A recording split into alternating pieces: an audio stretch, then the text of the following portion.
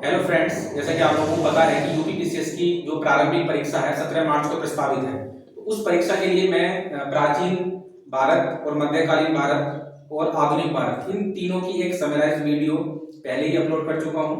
उसके बाद मैंने आप लोगों से वादा किया था कि मैं प्राचीन भारत का और मध्यकालीन भारत का और आधुनिक भारत का तीनों का एक सेपरेट वीडियो लाऊंगा। तो मैं उसको एक पार्ट में लाऊंगा, ठीक है, छोटे छोटे पार्ट में, जो हम आप लोगों को सिर्फ मैं फैक्ट्स लेकर आऊंगा जो जो क्वेश्चन यूपीपीसीएस की प्रारंभिक परीक्षा में आते हैं। तो हम स्टार्ट करते हैं अब प्राचीन भारत में पाषाण काल से, जो बहुत इंपॉर्टेंट फैक्ट्स हैं। जैसे जो पशुपालन के साक्ष्य हैं वो मध्य पाषाण काल से मिले हैं, ठीक है। तो वो एक सही मिलान के तौर पे दे देता है उसमें कि भाई कौन से काल के हैं, नवपाषाण काल के हैं, मध्य पाषाण काल के हैं, ठीक है, पूरा पाषाण काल के हैं। तो पशुपालन जो शुरू हुआ था वो हुआ था मध्य पाषाण काल से, ठीक है। और ये साक्ष्य मिले कहां से है पशुपालन के? ये मिले हैं मध्य प्रदेश के आजमगढ़ से और राजस्थान के बागोर से, ठीक। ये दो स्थान हो गया। ये यूपीपीसीएस के 2018 यूपीपीसीएस में क्वेश्चन आया था बागोर वाला, ठीक है। तो ये रिपीटेड क्वेश्चन है, ये मान के चलिए आप यूपीपीसीएस में ये भी रिपीटेड ही आता है। खाद्यान्नों का जो उत्पादन है वो नवपाषाण काल में हुआ था। जैसे कि आप लोगों को पता है कि जो पहिए की खोज हुई थी वो नवपाषाण काल में हुई थी, और जब पहिए की खोज हुई तो मनुष्य ने वहां से खेती करना शुरू किया, और जब खेती करना शुरू किया तो खाद्यान्नों का प्रोडक्शन भी होना शुरू हो गया था, ठीक है। जिस प्रकार जो पहला जो खाद्यान्न था वो जो था, ठीक, जिसका प्रोडक्शन हुआ था। तो खाद्यान्नों का उत्पादन नवपाषाण काल। और जो प्राचीन काल का जो मनुष्य था, ठीक, तो वो उसकी भाषा सांकेतिक थी, उसकी कोई लिपि नहीं थी, कोई भाषा नहीं थी। तो उसमें क्या करता था वो जो गुफा वगैरह रहती थी तो वहां पे ये जो सैल रहते थे, सैल मतलब जो पत्थर, ठीक, बड़ी बड़ी चट्टानें रहती थी, तो वहां पे क्या करता था वो वहां पे अपनी हस्तलेखन से वहां पे कोई ना कोई आकृतियां बना देता था। जैसे घोड़े की बना दी, ठीक, कुछ भी बना दी, कोई भी उसे जंगली जानवर दिखा तो उसकी आकृति बना देता था, ठीक है, जिससे हमें थोड़ा समझना आसान पड़ा। तो जो प्रागैतिहासिक शैल चित्र मिले हैं, ठीक, जो चित्र बने हुए मिले हैं उन शैलों पे, उन पत्थरों पे, चट्टानों पे, वो मिले हैं भीमबेटका से। भीमबेटका एक जगह है मध्य प्रदेश में, ठीक है। उसके बाद धातुओं में जो सबसे पहले जो धातु का प्रयोग किया था मनुष्य ने वो किया था तांबे का। क्लियर है ना?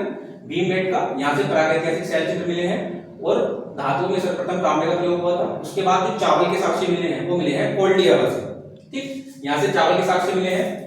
और प्राचीनतम कृषि के जो साक्ष्य मिले हैं, ठीक, कि मनुष्य ने जो कृषि जो पॉसिबल बनाई थी, कि जहां से उसने सबसे पहले खेती करना शुरू किया था, तो वो मिले मेहरगढ़ से।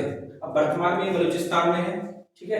पहले तो जो पूरी जो सिंधु घाटी सभ्यता थी उसमें तो ये भारत का एक पार्ट था, लेकिन प्राचीनतम जो कृषि साक्ष्य है मेहरगढ़ वर्तमान में बलूचिस्तान में है, ठीक है।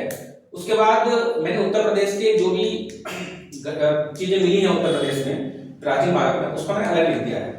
क्यों? क्योंकि यूपीपीसीएस का एग्जाम है और उत्तर प्रदेश के आते ही आते हैं क्वेश्चन, जैसे 2018 में आए थे।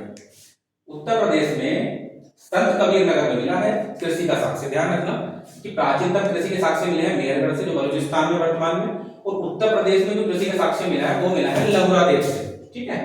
ये कहाँ है? वर्तमान में प्रयागराज में बेलन नदी के तट पर, ठीक।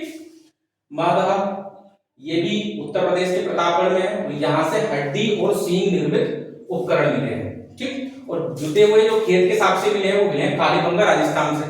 तो ये है पाषाण काल, और उसके बाद आती है सिंधु घाटी सभ्यता, ठीक। तो यहां से भी मैं कुछ इंपोर्टेंट क्वेश्चन बता देता हूं आप लोगों को। एक चीज तो ये है कि जो सिंधु घाटी सभ्यता थी, ठीक है, उसका विस्तार आप लोगों को पता ही होगा।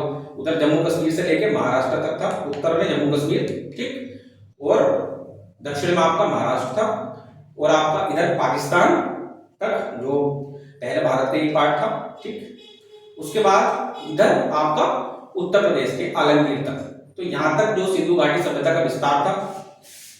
सिंधु नदी के जो है किनारे ये सभ्यता विकसित हुई थी, सिंधु घाटी सभ्यता। अब सैंदल सभ्यता में ये बहुत इंपॉर्टेंट है, लोथल प्राचीनतम बंदरगाह था, ठीक है, सिंधु घाटी सभ्यता के लोगों का। एक चीज और जो सिंधु घाटी सभ्यता थी उसके बारे में मैं कुछ चीज आपको बता देता हूँ। एक चीज तो ये नगरीय सभ्यता थी, ध्यान रखना, सिंधु घाटी सभ्यता एक नगरीय सभ्यता थी, और इसकी जो सड़कें थी वो पक्की सड़कें थी और एक दूसरे को समकोण पर काटती थी, ठीक है।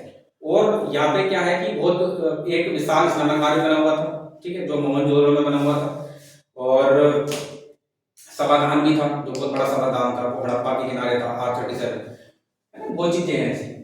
ऐसी सिंधु घाटी सभ्यता में क्या था कि लोथल था, जहाजों की गोदी, डॉकयार्ड मिला है यहाँ से, ठीक है। फारस की मोहर मिली है और घोड़े की लघु मृण मूर्ति, ठीक, यहाँ कहाँ से मिली है, लोथल से। उसके बाद धोलावीरा एक स्थान था, यहाँ से उन्नत जल व्यवस्था, ठीक, अभी रिपीटेड क्वेश्चन है, यूपीपीसीएस में आया था, ठीक है। चनुदड़ो, यहाँ से बकराकार ईंटें मिली हैं, और हुलास ये उत्तर प्रदेश में है, यहाँ से चूड़ियां और खिलौने की गाड़ी ये मिली है, ठीक, ये आ सकता है क्योंकि उत्तर प्रदेश का एग्जाम, ठीक है। हुलास की कहाँ सिचुएटेड है, ठीक, कहाँ स्थित है, तो ये जोड़ा मिलाने के लिए आ जाता है कि भाई उत्तर प्रदेश में कौन कौन से स्थल सिंधु घाटी सभ्यता के हैं, ठीक। तो हुलास उत्तर प्रदेश में है, यहाँ से चूड़ियां और खिलौने की गाड़ी मिली है। उसके बाद आलमगीरपुर हिंड नदी के किनारे है, यहाँ से क्या मिला है, मृदपांड व मनके, ठीक है। राखीगढ़ी ये सिंधु घाटी सभ्यता का सबसे बड़ा स्थल है, सैंधव सभ्यता का सबसे बड़ा स्थल, ठीक है। यहाँ से क्या है, और ये है कहाँ, ये हरियाणा के राखीगढ़ी में क्या है, घग्गर नदी के किनारे है, ठीक है। राखीगढ़ी कहाँ है, हरियाणा में है, घग्गर नदी के किनारे, सैंधव सभ्यता का सबसे बड़ा स्थल, ठीक है। तो ये थोड़े से बहुत इंपॉर्टेंट जो स्थान है, इन लोगों को, इन स्थानों को हमें पढ़ना है, ठीक है, और अच्छे से जो है इन्हें कंठस्थ करना है, ठीक है। अगले पार्ट में मैं आपको वैदिक सभ्यता के बारे में, और जैसे कि मैंने वादा किया था, वैदिक सभ्यता, मौर्य काल, मौर्योत्तर काल और गुप्त काल, और उनकी एक तरीके से टेक्नोलॉजी, ये मैं आप लोगों को बताऊंगा। धन्यवाद।